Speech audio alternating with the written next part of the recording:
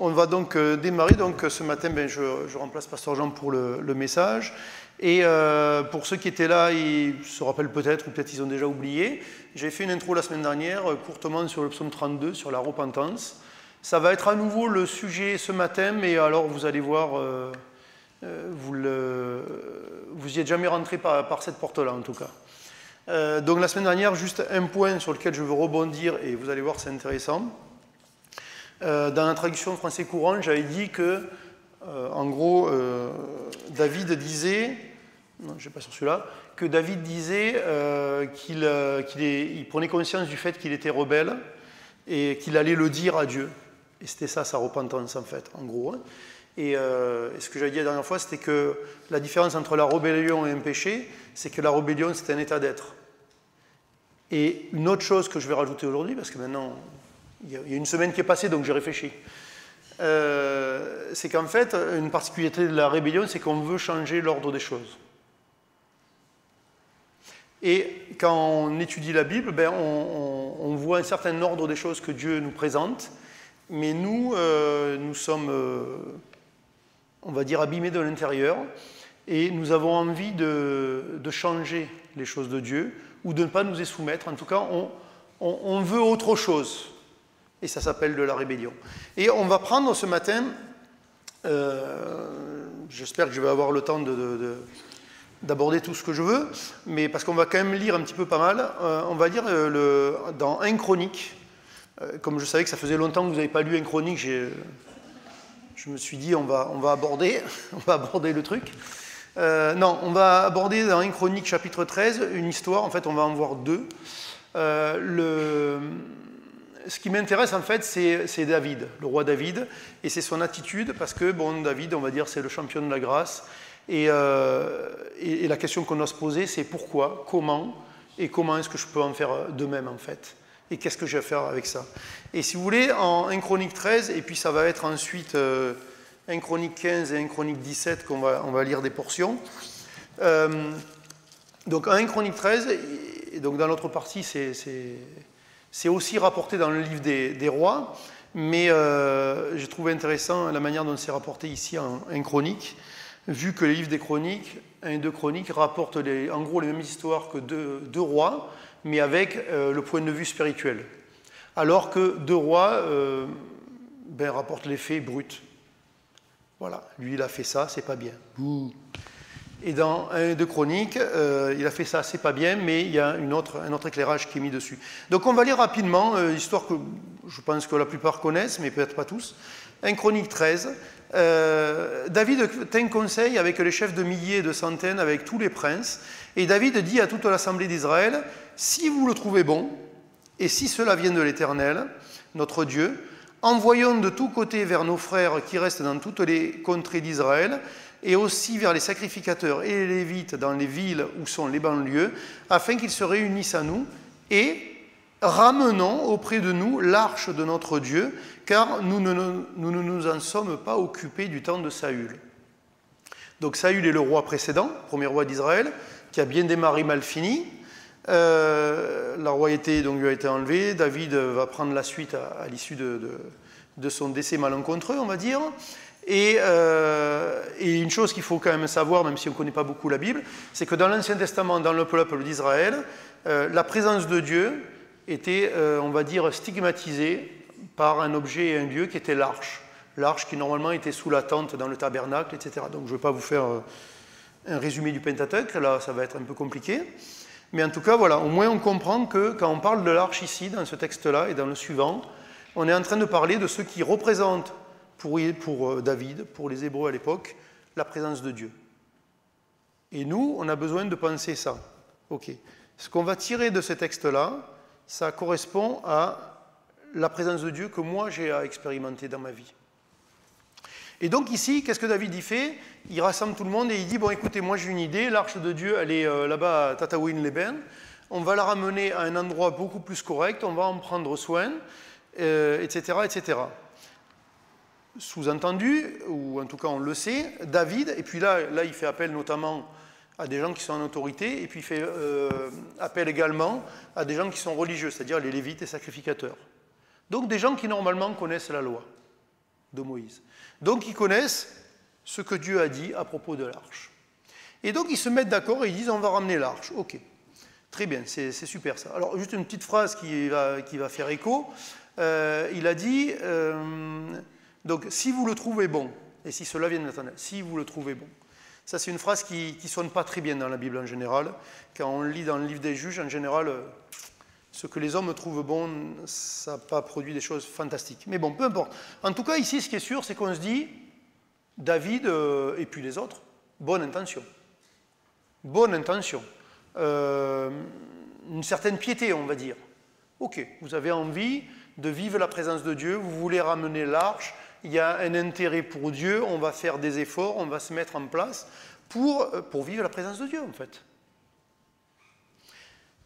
Et donc, il nous est dit, donc verset 5, David assembla tout Israël depuis Sichor, etc. Verset 6, et David, avec tout Israël, monta à Baala, à Kirjat-Jérim, qui est à Juda, pour faire monter de là l'arche de Dieu, devant laquelle est invoqué le nom de l'Éternel, qui réside entre les chérubins. Donc l'arche, en fait, c'était un coffre sur lequel il y avait deux statuettes de chérubins qui se rejoignaient comme ça avec leurs ailes, et qui, entre autres, symbolisaient la grâce, la miséricorde de Dieu. Puisqu'en fait, le sang des sacrifices était versé à cet endroit-là, notamment du temps de Moïse, dans le désert. Voilà, bon, ça, on ne va pas s'étaler. Donc, résidence dans le chérubin. Verset 7. Ils mirent sur un char neuf, l'arche de Dieu qu'ils emportèrent de la maison d'Abinadab. Uza et Akijo conduisaient le char. David et tout Israël dansaient devant Dieu de toute leur force, en chantant et en jouant des harpes, des luths, des tambourins, des cymbales et des trompettes. Donc là, on se dit, ben, écoutez, tout va très bien, on a une bonne intention, on fait quelque chose qui est spirituel manifestement, on prend soin des choses au maximum, on prend 2 bœufs par exemple, on fabrique un char ou on l'achète, peu importe, on met l'arche dessus, il y a des gens qui sont responsables de la conduite de la marche de l'arche, etc. Donc d'un point A à un point B. Tout va bien. Jusque-là, tout va bien. David semble spirituel, tout le monde semble spirituel, tout se passe de manière merveilleuse, on y met des formes, c'est fabuleux, on a même du zèle, on danse, on chante, il y a de la musique, c'est extraordinaire. Malheureusement, le verset 9, pardon. Lorsqu'ils furent arrivés à l'ère de Kidon, Uza étendit la main pour saisir l'arche parce que les bœufs la faisaient pencher. Donc elle allait tomber en fait. La colère de l'Éternel s'enflamma contre Uza et l'Éternel le frappa parce qu'il avait étendu la main sur l'arche. Uza mourut là devant Dieu. Et là on se dit, bon, qu'est-ce qui s'est passé? Qu'est-ce que c'est que ce pataquès? On va un petit peu plus loin. Verset 11. David fut irrité de ce que l'Éternel avait frappé Uza d'un tel châtiment. Et ce lieu a été appelé jusqu'à ce jour Péretz Uza, c'est-à-dire la brèche de Uza. Verset 12. David eut peur de Dieu. David eut peur de Dieu en ce jour-là. Et il dit, comment ferai-je entrer chez moi l'arche de Dieu? David ne retira pas l'arche chez lui dans la cité de David, qui est Jérusalem, et il la fit conduire dans la maison d'Obed-Édom de Gath. Verset 14. L'arche de Dieu resta 3 mois dans la maison d'Obed-Édom, dans sa maison, et l'Éternel bénit la maison d'Obed-Édom et tout ce qui lui appartenait. Et là, vous vous dites, mais qu'est-ce que c'est que cette histoire? Mais c'est n'importe quoi. N'importe quoi. Alors, on va voir les passages suivants, en fait. Après, il y a 2 chapitres qui nous parlent un peu de ce que, de manière un peu plus générale, ce que David a fait donc dans le royaume, pendant le fait qu'il régnait, en tout cas, en partie. Donc ici, qu'est-ce qui se passe? La question, c'est pourquoi est-ce que Uza se retrouvait foudroyé par Dieu? Qu'est-ce qu'il a fait de mal, ce brave homme? Qu'est-ce qu'il a fait de mal? Ben, il a fait quelque chose de mal que nous allons voir, en fait, au chapitre... est-ce qu'au 15, on le voit déjà? Oui, au verset 15, au chapitre 15, on va le voir. En fait, on va le voir au chapitre 15. Alors d'abord, je vous ai dit, ce qui est intéressant, c'est que dans l'attitude de David, alors que le résultat, finalement, est un échec devant Dieu, il y a de la sincérité, il y a du zèle, il y a des bonnes intentions. Et nous, des fois, dans notre vie, pour chercher Dieu, pour revenir à Dieu, pour essayer de marcher un peu plus loin avec Dieu, il y a de la sincérité, du zèle et des bonnes intentions. Mais est-ce que des fois, dans notre vie, il n'y a pas un Usa qui est foudroyé sur place? Parce qu'en fait, ça ne marche pas comme on veut.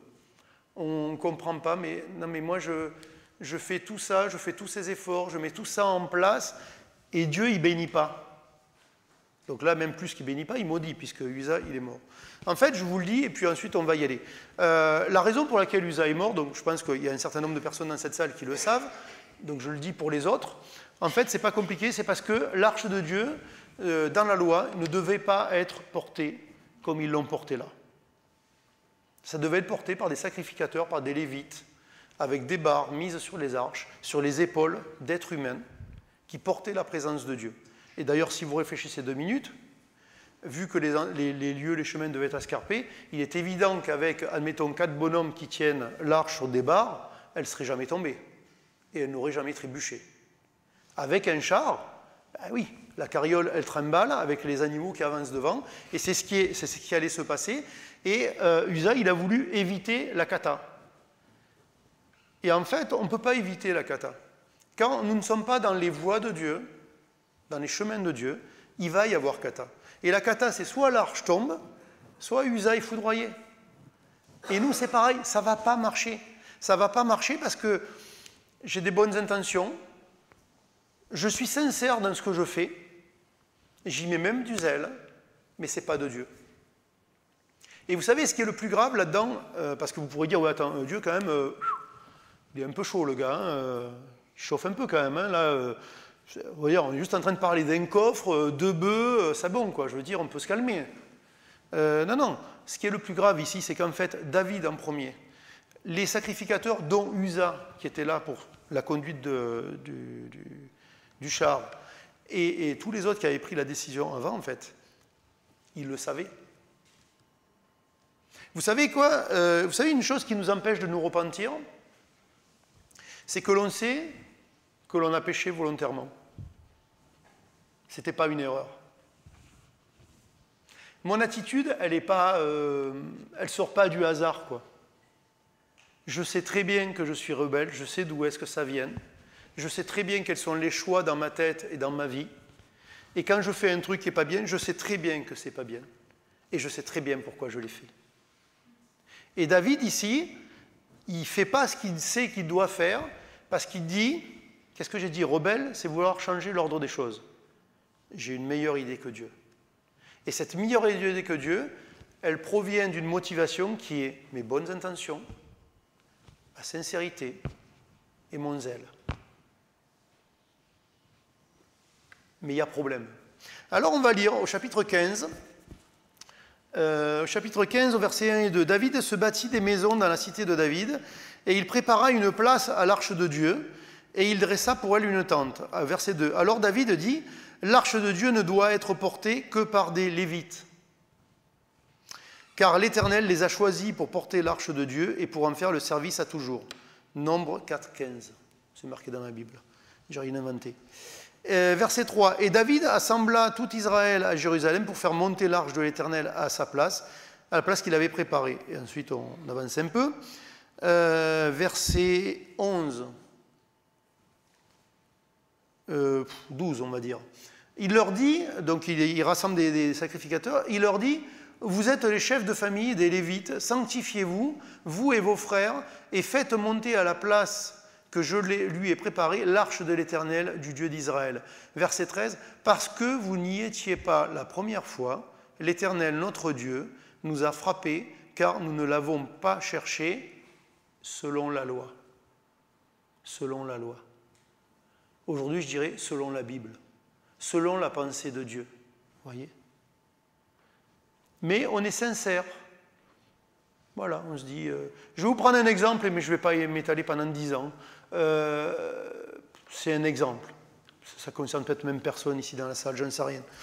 Je dis juste un truc qui est à la mode dans nos sociétés, qui n'est pas de Dieu, et des fois les gens peut-être sincèrement y rentrent là-dedans parce qu'ils y trouvent une certaine logique. Le concubinage. Voilà. C'est pas de Dieu. Mais les gens, sincèrement, ils se disent, ben, c'est logique, on va d'abord vivre un peu ensemble, puis on va faire un enfant, et après on va peut-être concrétiser en se mariant. C'est ce que fait tout le monde. Ouais, mais Dieu, il ne parle pas de ça. Il parle de célibat, il parle de mariage, il parle de fornication. Choisissez votre case. Ben, la case, c'est la dernière, c'est la fornication. C'est tout. Vous pouvez raconter ce que vous voulez, et le problème, c'est qu'on peut raconter ce qu'on veut. On est sincère. On a des bonnes intentions. On a une forme de zèle. Mais ce n'est pas de Dieu. Vous voyez, je vous prends un autre exemple plus gentil qui ne vous concerne pas. Il y a un besoin dans l'Église. Vous dites, ok, moi, je vais faire. Ou alors, on vous propose de faire la chose. Mais vous n'avez pas les dons, vous n'avez pas les charismes, vous n'avez pas l'appel. Ça ne va pas être béni. Et quand je dis ça ne va pas être béni, ça ne veut pas dire que rien ne va se passer, que Dieu ne va rien faire avec ça. Hein. Non. Dieu est capable de bénir des églises et de faire grandir des églises où on prêche la perte du salut, où on met en avant des dons qui ne sont pas, inclus dans le salut, mais eux le mettent de manière conditionnelle, et Dieu remplit quand même ses églises. Donc je veux dire, mais moi je vous le dis très simplement, dans la Bible on le voit, Dieu a fait parler un âne. Donc je veux dire, avec nos bêtises, s'il veut bénir, il va bénir.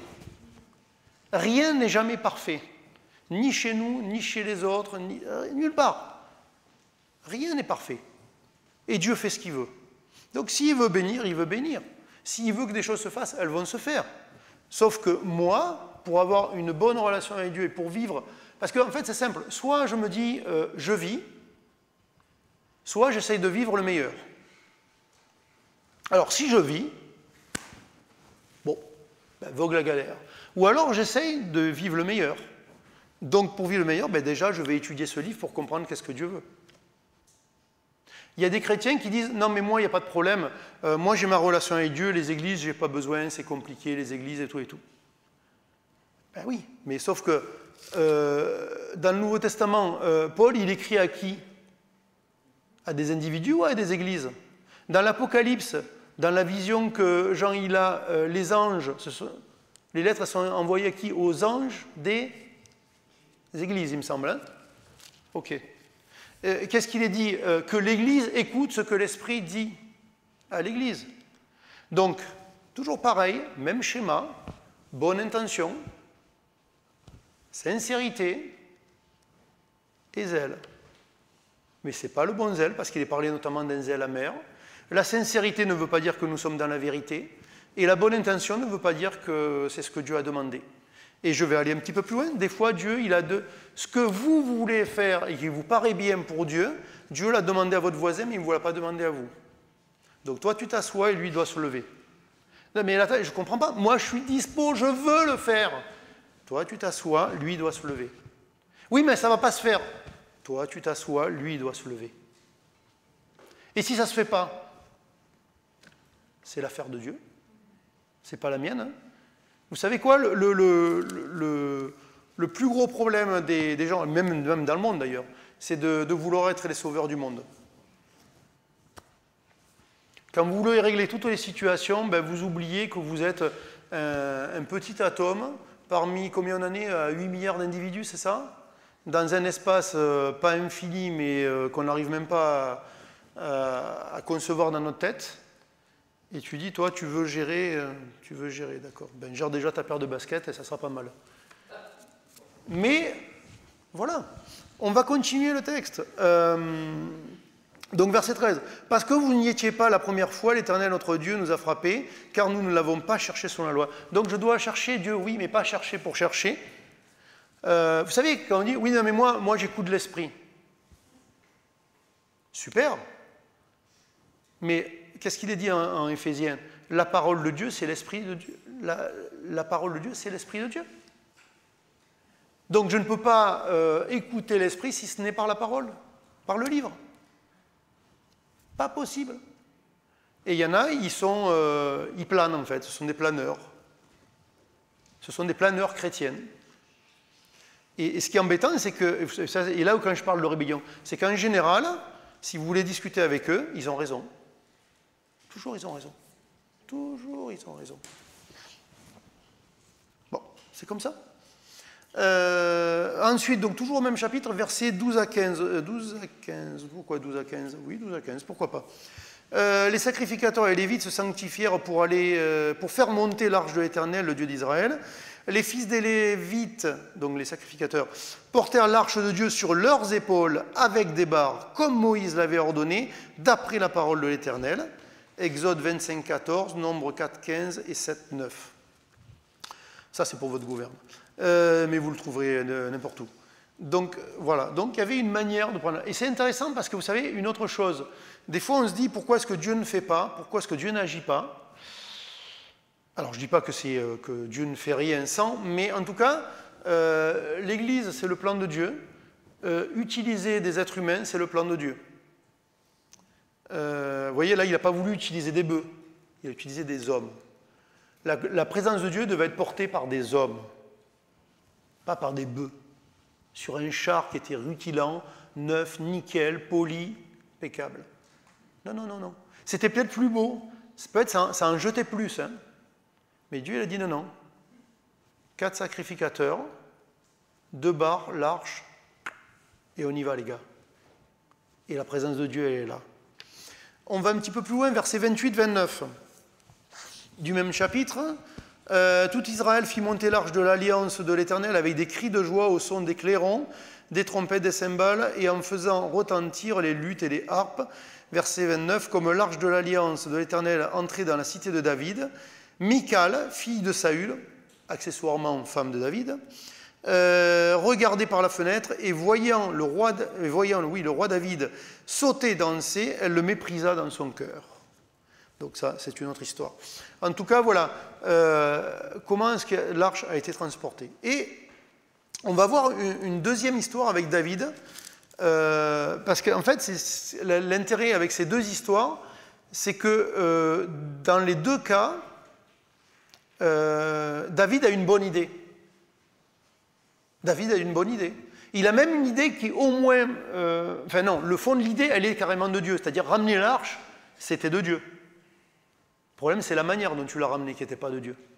Mais ramener l'arche, c'est de Dieu. Et David, un peu plus tard dans sa vie, il a une deuxième idée géniale, un truc à tout casser. C'est en 1 Chronique 17, un tout petit peu plus loin. Et je vais lire. Lorsque David fut établi dans sa maison, il dit à Nathan, qui est un prophète, le prophète, « Voici, j'habite dans une maison de cèdre, et l'arche de l'alliance de l'Éternel est sous une tente. » Nathan répondit à David, « Fais tout ce que tu as dans le cœur, car Dieu est avec toi. » Fais attention comment tu le fais quand même. Hein. La nuit suivante, la parole de Dieu fut adressée à Nathan. « Va dire à mon serviteur David, ainsi parle l'Éternel, ce ne sera pas toi qui me bâtiras une maison pour que j'en fasse ma demeure. » Très intéressant. D'abord, dans la première histoire, on voit que David, à un moment donné, il revient à la loi, donc il se repent, et il change de méthode, et il fait ce que Dieu a dit. Quelques années plus tard, il a une bonne idée, il en parle au prophète. Le prophète, il dit, fais tout ce qu'il y a dans ton cœur. L'idée est bonne. Si Dieu te l'a mis sur le cœur, pourquoi pas. Donc là, vous vous mettez à la place de David, vous avez un projet, tu en parles au prophète, il te dit, ben vas-y, cours. Hein. Là, tu te dis, ouais, c'est bon, ça y est, je dessine les plans, ça y est, on est parti. Le lendemain, le prophète il revient vers toi, il dit, Coco, ça ne sera pas toi. Comment tu le vis? Comment tu le prends? Est-ce que tu es déçu? Est-ce que tu es amer? Est-ce que tu en veux à Dieu? Est-ce que tu en veux au prophète? Est-ce que tu es dans l'incompréhension? Ou est-ce que, ben, comme David, il va être content de ce qu'il a dit derrière? Bon, après, Dieu, en plus, Dieu rajoute des fleurs. Mais il va être content. Pourquoi? Parce qu'en fait,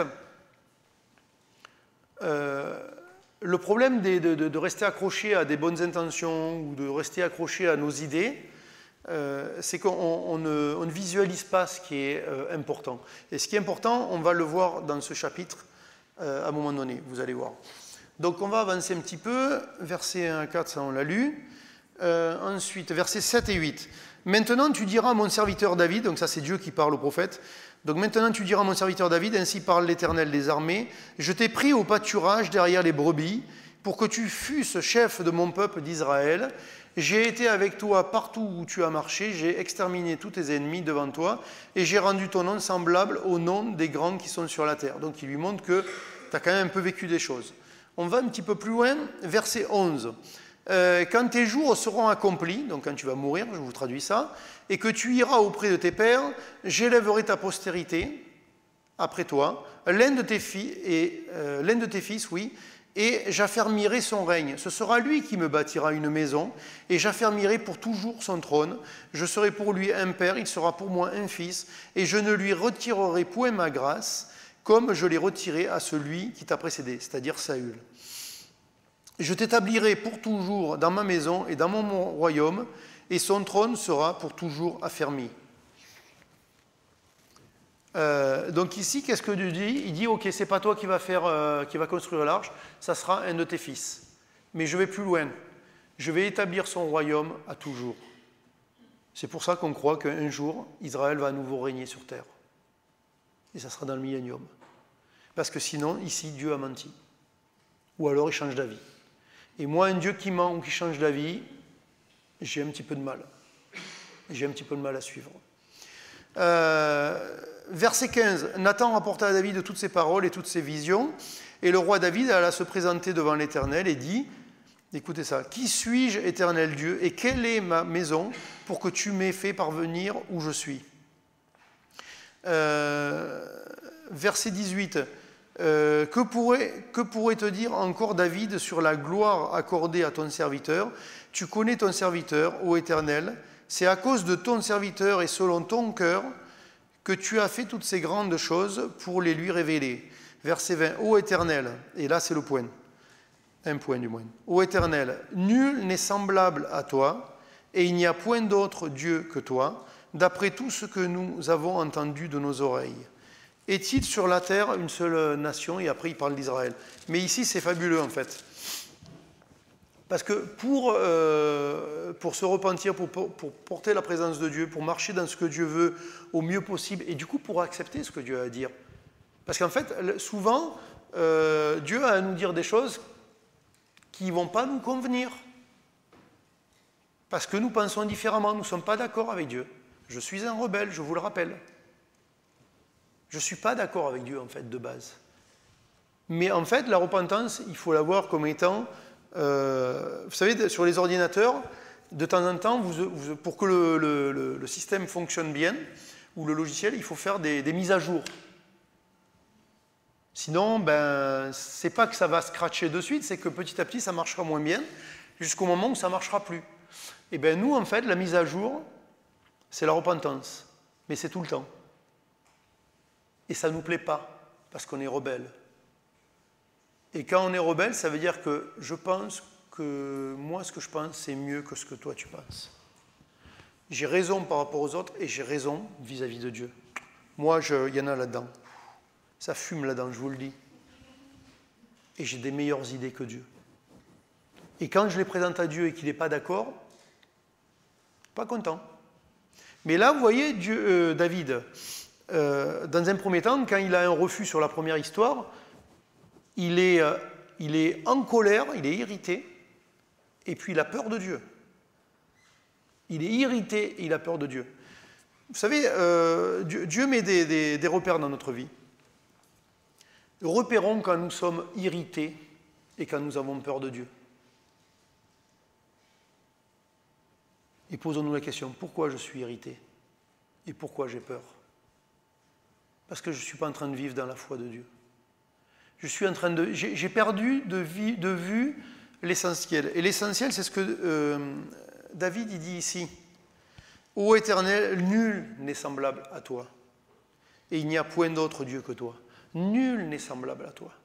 Vous savez, le terme saint ou sainteté dans l'Ancien Testament, ça parle de quelque chose effectivement qui est sans faute, ça parle de quelque chose qui est mis à part. Donc par exemple dans le temple ou dans le tabernacle, à l'époque de Moïse par exemple, les sacrificateurs pour officier, ils avaient des cuillères, des couteaux, des fourchettes pour traiter les sacrifices, etc. etc. Et ces ustensiles complètement banals, banal, ça ira, banaux. Non mais il fallait que je vous amuse un peu, là je voyais que vous étiez en train de vous décomposer psychologiquement. Donc banal, en fait, ça ne pouvait pas être n'importe lesquels qui étaient dans le temple. C'était des ustensiles qui étaient consacrés, qui étaient saints. Nous, on a l'idée un peu catholique de saint, tu sais, là, alléluia, Maria, Joseph et tous les autres, c'est parfait, il n'y a pas une égratignure, il n'y a rien. Non, non, c'est pas ça. C'était les mêmes instruments que vous pouviez avoir à la maison, sauf que ceux-là étaient mis à part pour le temple. Mais une troisième signification de la sainteté dans l'hébreu, c'est incomparable. C'est incomparable. Dieu est saint, Dieu est incomparable, comme il est dit ici. Il n'y en a nul n'est semblable à toi. Et quand je perds de vue qu'il n'y a qu'un seul Dieu et qu'il est incomparable, je fonctionne avec un petit Dieu que j'essaye de faire rentrer à ma mesure. Et ma mesure, ce sont au mieux mes bonnes intentions, mon zèle et ma sincérité. Et au pire, je n'ai pas besoin de décrire, c'est tous les fourgons et les camions de péché que j'ai derrière. Et on va voir pour terminer il est où lui ? Dans le Nouveau Testament, juste deux versets on va y donner du sens à la lumière de ce que j'ai dit ici, en fait. On va faire ça.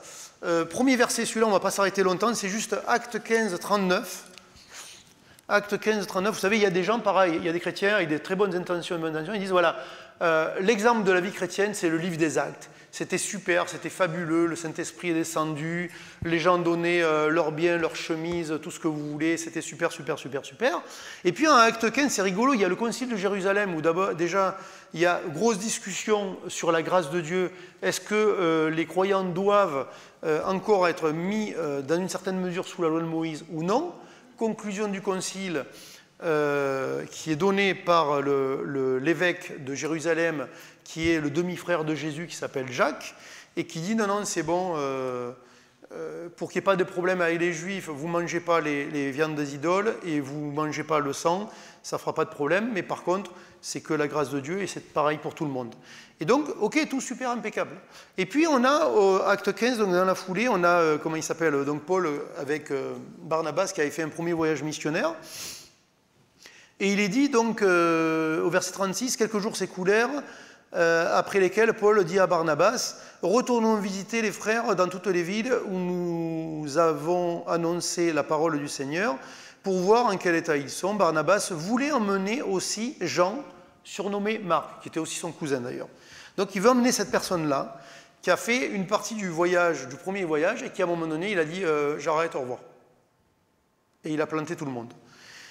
Verset 38. Mais Paul jugea plus convenable de ne pas prendre avec eux celui qui les avait quittés depuis la Pamphylie et qui ne les avait point accompagnés dans leur œuvre.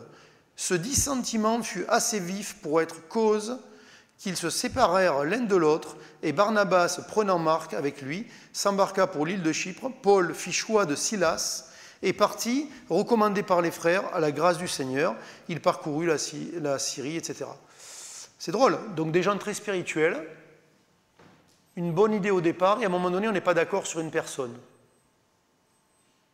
Et le mot ici pour dissentiment, ça parle d'irritation et d'exaspération. Donc nous, on lit dissentiment, tu dis, oui, le désaccord, ça fut un petit dissentiment, n'est-ce pas? Ok, d'accord. Irritation, ça le démange, le gars. Exaspération.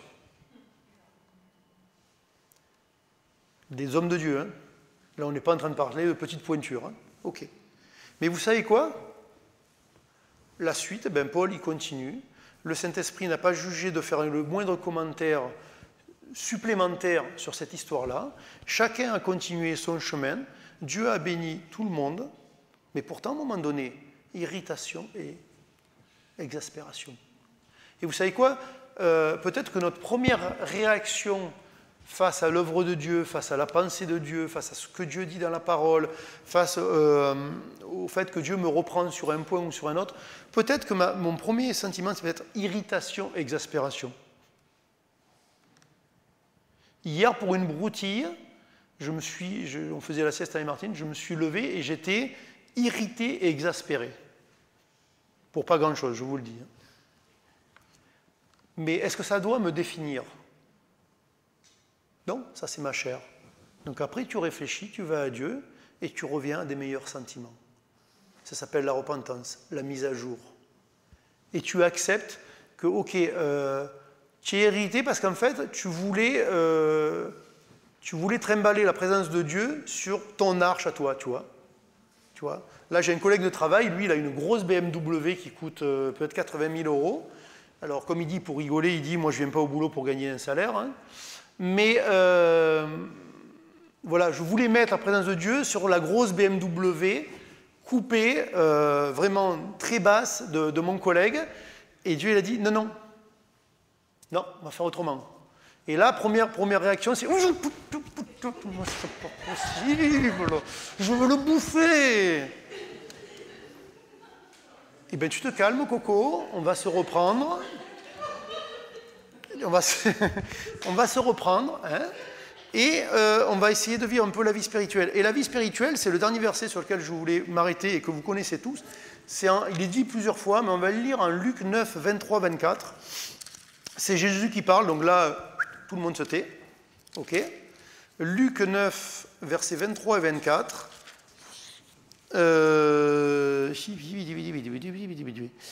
Alors, comment suivre Jésus? Verset 23. Puis il dit à tous, c'est Jésus qui parle, « Si quelqu'un veut venir après moi, qu'il renonce à lui-même, qu'il se charge chaque jour de sa croix et qu'il me suive. Car celui qui voudra sauver sa vie la perdra, mais celui qui la perdra à cause de moi la sauvera. » Et nous, on est là, on lit ça, on se dit, mais c'est quoi cette histoire, perdre sa vie, c'est quoi là, je dois aller sur le bûcher, c'est quoi le problème, c'est extrême, comment je peux faire ça, etc., etc. Non, première partie, si quelqu'un veut venir après moi, qu'il renonce. Il aurait pu dire que celui qui veut venir après moi se charge de sa croix. Ça suffisait, non? Qu'il renonce à lui-même. Parce qu'on a un problème, c'est moi-même, le rebelle. Qu'il renonce à lui-même et qu'il se charge chaque jour de sa croix et qu'il me suive. Là, il y a un deuxième truc qui nous fait mal, chaque jour. Chaque jour. Je vais même vous dire, chaque instant. Chaque instant. Ça, en fait, là, Jésus est en train de parler de porter l'arche. Chaque jour, à chaque instant. Renoncer à soi. Mais pourquoi? Parce que j'ai un objectif, c'est de suivre Jésus. Et le Dieu incomparable, c'est ça. C'est en fait, quand je considère que Dieu est incomparable, quelque part en moi, je veux suivre Jésus. Quand je n'estime pas qu'il est incomparable,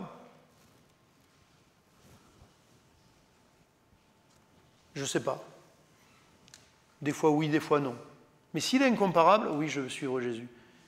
Je veux suivre Jésus, mais vous allez voir, c'est pas français ce que je veux dire. Je veux suivre Jésus, mais j'ai pas envie. Vous faites quoi avec ça, vous? Je veux suivre Jésus, mais j'ai pas envie. Tu renonces à toi-même, tu prends ta croix tous les jours et tu me suis.